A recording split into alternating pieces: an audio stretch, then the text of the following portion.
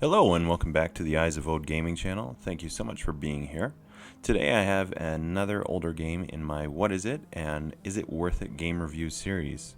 In this video I will go through the various aspects of the game, trying my best to avoid spoilers for new players and give examples of similar games as well as my personal opinion as to whether I would recommend the game with a thumbs up or thumbs down and if I personally enjoyed it.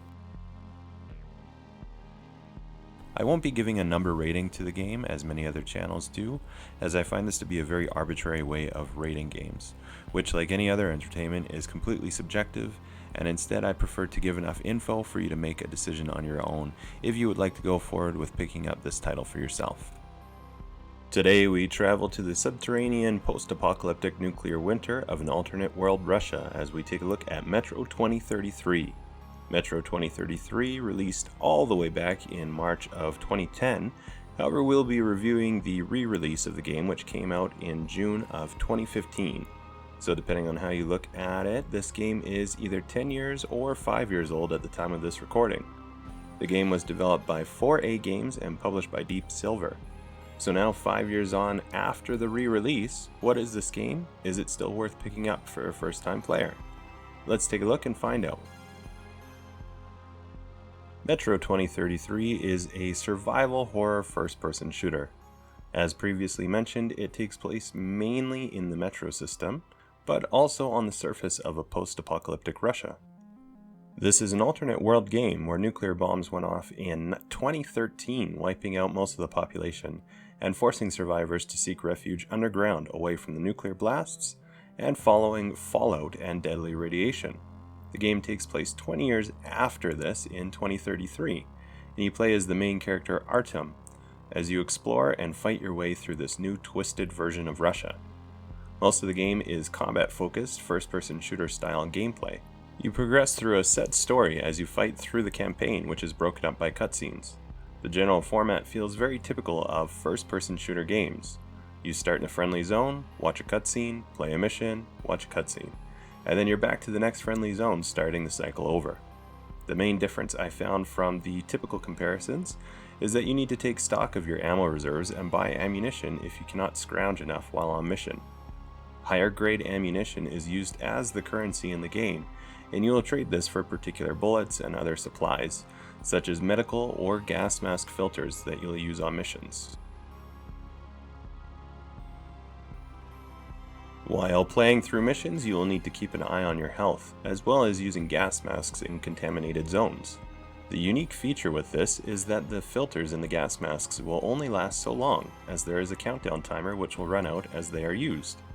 You will need to either scrounge or purchase filters in friendly zones to ensure that you don't run out on the way. The game is billed as a survival game, though this mechanic is really the only sense of survival that I experienced in it. I found that ammunition and supplies were not that hard to come by in missions as long as you do very minimal exploration. You don't need to go too far off the main mission rails to find extra currency or supplies, and by the end of the game I finished with a ton of extra currency that I didn't end up using. You will be fighting a combination of armed enemy NPCs as well as mutated monsters. The enemy AI is not very good. Usually enemies will just kamikaze charge at you over and over. I found if I was in a tough spot fighting armed NPCs, I could just stop behind some good cover as long as there's a path for them. The enemies will eventually make their way over to you so you can easily take them out with something like a shotgun. The monsters are similar as they will just continuously charge at you. This does make them to be very aggressive and sometimes can take you off guard if you need to change out a mask filter or reload a particularly slow reloading weapon, but usually they are not too much of a challenge to overcome. Graphics in the game are serviceable. Nothing really stand out, but not bad. They do look aged, but considering the re-release is already 5 years old, it is not something that is unexpected to find. The locations and settings, though graphically expressed might be a little bland, are a very interesting and unique setting. The background story and world building is unique and interesting. You find communists, fascists, and other independents as you progress through, and all this comes together to form a really believable living world to explore. The main campaign story itself, though, does seem a little generic, but then again, this is rather typical of first-person shooter games. For comparisons, I would have to say pretty much any of the typical first-person shooters, at least from a main campaign perspective. There is a Call of Duty campaign feel when looking at the general arrangement of missions and cutscenes, a slight BioShock vibe from the creepy enclosed feeling and well-developed world, though the campaign story and stories told throughout the playthrough are not on the same level in my opinion. Aside from these, I can also draw a comparison to the Stalker series. Though I don't have a ton of experience playing them, I do remember the feel to be very similar. So what do I think of Metro 2033 and would I recommend it to a first-time player?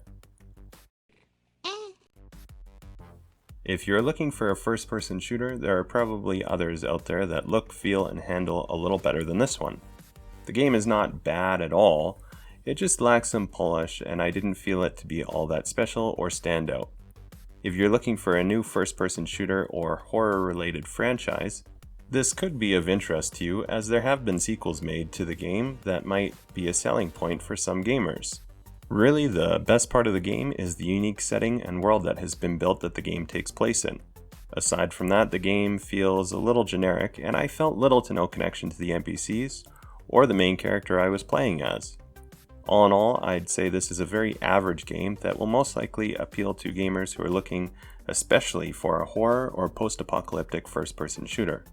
But unless that very specific setting is of major interest to you, you could likely pass on this one without missing too much. So I hope you enjoyed this look at Metro 2033. Please let me know your thoughts in the comments. Did you try this game? Let me know what your personal experiences were like.